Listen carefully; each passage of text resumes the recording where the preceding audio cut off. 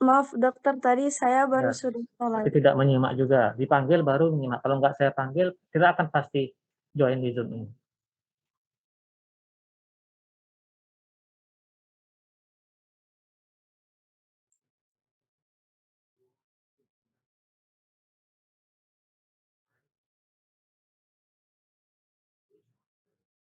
Dia virus?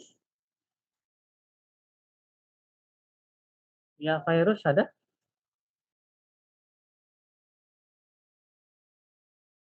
Dia virus?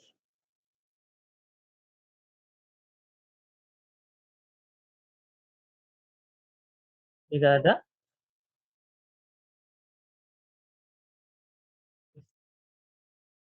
Ini yang jadi admin siapa ya, Dek? Saya dokter. Oke, bisa dibantu untuk dikeluarkan saja dia virus, tidak ada respon sama sekali. Baik dokter. Ya, keluarkan saja dari Zoom.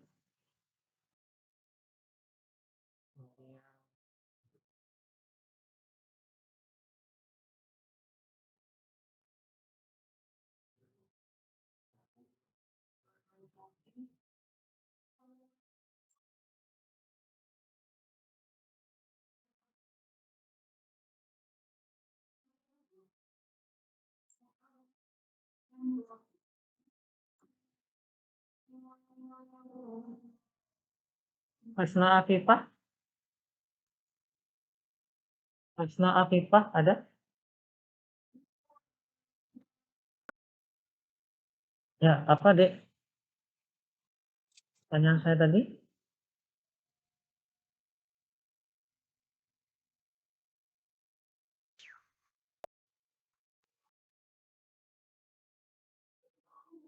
Apa jawabannya dari pertanyaan saya tadi?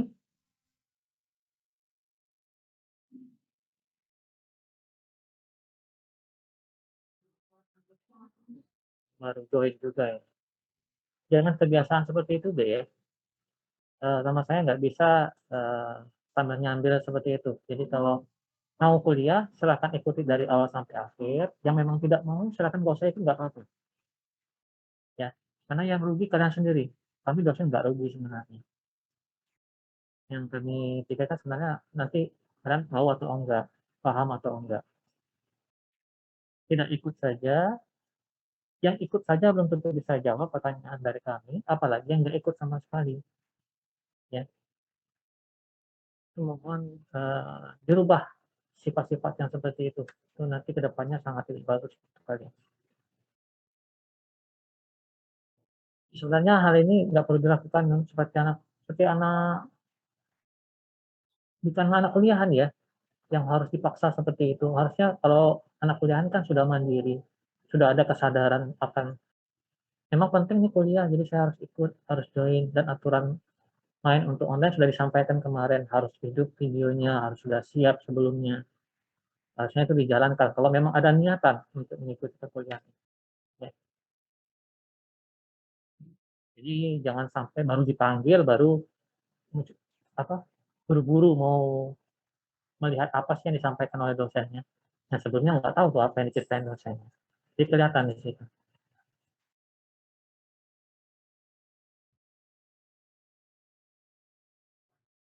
Oke. Ya, jadi kita balik lagi ke kuliah hari ini. Jadi di Mendel ini dari hasil penelitiannya terhadap tadi sudah benar ya kacang ecis atau kacang polong ya sama. Jadi Bapak Mendel ini melakukan penelitian pada tanaman tersebut dan dari hasil penelitian itu dia bisa membuat suatu kesimpulan bagaimana prinsip-prinsip awal dan sifat pada tumbuhan itu dan nanti bisa digeneralisasi pada seluruh makhluk hidup. Ya. Ada yang bisa bantu lagi? Kenapa kira-kira kacang ecis ini dipakai oleh Mendel sebagai objek penelitiannya? Izin dokter, menurut saya karena kacang erkis itu mempunyai daur hidup yang relatif pendek dan juga menghasilkan keturunan yang banyak dokter. Oke, terima kasih Glenda. Ada pendapat lain? Izin dokter. Silakan Orin. Menurut saya, Mendel menggunakan kacang ercis karena tanaman tersebut itu, mudah melakukan persilangan, terus juga mudah didapat. Oke, ada lagi? Terima kasih, Olin. Ada lagi yang mau ngasih pendapat? Izin menjawab, Dokter. Ya, silakan, Anes. Karena dia tuh memiliki variasi yang sifatnya kontras, terus umurnya singkat, mudah diamati, dan dia tuh memiliki bunga sempurna. Oke, ya. Dari ketiga jawaban teman-teman tadi sudah terangkum semua ya secara keseluruhan. Kenapa kok Mendel lebih memilih kacang ercis ini sebagai objek penelitiannya. Dan yang pertama, memang dia paling mudah untuk didapat di tempatnya ya, mudah diperoleh, kemudian mudah untuk dikembangbiakan, sehingga waktu perbanyakan dari keturunannya juga tidak membutuhkan waktu yang lama. Kemudian sifat-sifat yang diobservasi atau yang diteliti itu cukup bervariatif, ya. Dari kulit, dari biji, dari batang, dari daun, dan sebagainya. Banyak sekali yang bisa diobservasi oleh, dan teknik penyilangannya atau perkawinannya juga mudah dilakukan. Itu beberapa aspek yang melatar belakang kenapa Mendel menggunakan tanaman ercis ini sebagai objek penelitian. Nah, kira-kira apa sih yang menjadi kesimpulan dari Mendel terhadap penelitiannya ini yang ada kaitannya dengan prinsip-prinsip pewarisan? Dia merumuskan 4 postulat ya, yang dikenal sebagai 4 postulat Mendel. Apa saja itu? Yang pertama,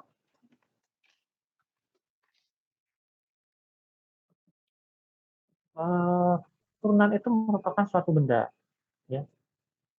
Jadi Mendel saat itu belum tahu apa sih yang berpengaruh terhadap menyebabkan terjadinya pewarisan sifat dari satu generasi ke generasi berikutnya. Jadi yang dia tahu itu hanya merupakan suatu benda. Tapi bendanya apa dia belum tahu, belum bisa memastikan. Tapi dia sudah tahu bahwa benda tersebut nanti akan berpasangan pada individu yang sifatnya diploid. Ya. Kemudian postulat yang kedua, pada proses gametogenesis,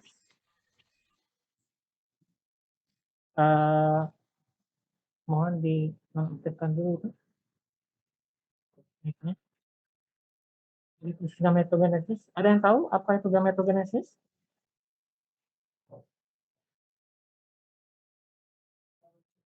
Saya bantu.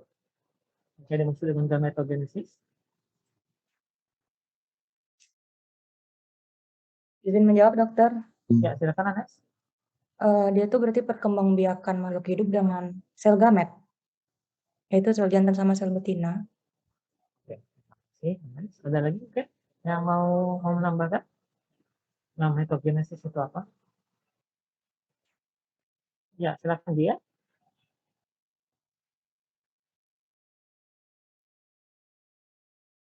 Ya, ya jadi sebenarnya mempelajari istilah asing Latin pada kedokteran itu nggak terlalu sulit ya. Asalkan adik-adik sudah paham beberapa basic katanya. Kalau gametogenesis kan berasal dari dua kata sebenarnya, ada gamet sama genesis. Ya. Gamet itu adalah sel kelamin. Sel kelamin pada manusia ada dua ya, ada sel kelamin jantan, yaitu sel spermatozoa, dan sel kelamin betina, yaitu sel ovum. Ya. Genesis itu adalah proses pembentukan. Nah, tadi dapat disimpulkan bahwa gametogenesis itu adalah proses pembentukan sel kelamin, baik itu sel kelamin pria maupun sel kelamin wanita. Nah, pada proses gametogenesis dari penelitian Mendel, ternyata ada dua faktor keturunan yang akan berpisah atau mengalami segregasi. Sehingga setiap gamet itu nanti hanya memiliki salah satu dari pasangan faktor tersebut. Jadi dia kan dua faktor tadi kan satu berasal dari bapak, satu berasal dari ibunya. Nah inilah yang nantinya akan bersatu yang membentuk gamet. Dan gametnya itu pasti akan memiliki unsur dari satu bapak, satunya lagi dari ibunya. Ya. Nah, postulat yang kedua ini lebih dikenal sebagai hukum Mendel pertama, atau juga disebut sebagai hukum segregasi. Nah, kemudian yang ketiga, faktor keturunan itu ternyata ada yang sifatnya dominan, ada yang sifatnya resesif. Bagaimana sifat dominan, bagaimana sifat resesif, nanti kita lihat pada slide berikutnya ya. Dan terakhir, ternyata kalau ada 2 faktor keturunan atau lebih yang kita cek ya, maka pada proses gambaran keluarga resesif itu akan terjadi pilihan bebas. Jadi independent assortment. Sehingga nanti akan timbul bermacam-macam kombinasi. Nah, ini mungkin nanti bisa kita lihat pada gambaran skema pada slide berikutnya juga. Nah, ini lebih dikenal sebagai hukum Mendel yang kedua atau hukum independent assortment. Ya. Nah, jadi 4 postulat inilah nanti akan dikembangkan sampai saat ini sebagai dasar prinsip-prinsip turunnya suatu sifat dari satu generasi ke generasi berikutnya. Ya. Nah, ini yang saya sampaikan tadi. Ini ada skema ya. Terkait dengan genetika nanti adik-adik harus tahu istilah, ada beberapa istilah juga yang harus diketahui. Salah satunya adalah genotip. Ya. Apa itu genotip? Genotip itu adalah suatu chip yang tidak tampak dari luar. Ya. Dia merupakan suatu susunan gen yang dilambangkan oleh huruf-huruf biasanya. Nah, kita sebut sebagai genotip. Lawan dari genotip pada fenotip namanya. Ya. Fenotip itu kebalikan dari genotip, adalah suatu sifat yang tampak dari luar. Contohnya apa? Nah, tadi kita hubungkan skema pada slide ini dengan postulat Mendel tadi. Ini bisa terjelaskan keempat postulatnya pada bagian ini. Yang pertama tadi, faktor keturunan adalah merupakan suatu benda. Nah, dan semakin berkembangnya ilmu pengetahuan dan penelitian dari berbagai ilmuwan, diketahuilah bahwa benda itu merupakan gen. Ya, ternyata sudah lama sekali penelitiannya, baru diketahui bahwa benda yang dimaksud oleh Mendel itu adalah suatu gen. Nah, gen tadi kan pada individu bersifat diploid ya. Jadi ini kita anggap satu gen ya. Gen, anggap saja gen ini adalah menentukan bentuk rambut. Ya. Rambutnya lurus atau ikal. Keriting. Ya, kita anggap yang ini ada gen penentu rambut ya, rambut berarti ya, sifat rambut. Kita anggap ini genotipnya adalah huruf B, di mana B besar ini diperuntukkan untuk rambut yang lurus, sedangkan B yang kecil rambut yang keriting. Ya. Nah, jadi masing-masing orang tua, baik itu dari ibu maupun bapak ya, ini akan memiliki 2